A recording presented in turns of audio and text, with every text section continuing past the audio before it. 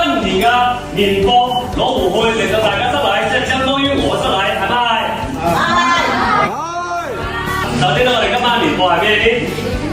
黃家公買有㗎嚇，黑掉㗎，老闆似呢個黑衫嘅人物啦。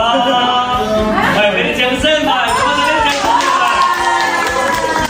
今年嘅年貨咧，希望大家都會就買個標準價，10斤嘅花生油1桶，唔改咧就1箱，堅唔改1箱。係同埋香街拜神燒子咧特別靚嘅曲奇，同埋眼加多1個隻腳，係啊，打個聲我哋嘅爺聲啦！每人係5份，幾多位？跟住仲有齊啦嘛？未有。係啊，前排嗰啲過來。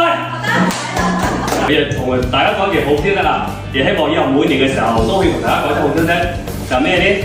所有嘅正式員工由下個月開始，每人每月加多一日假期。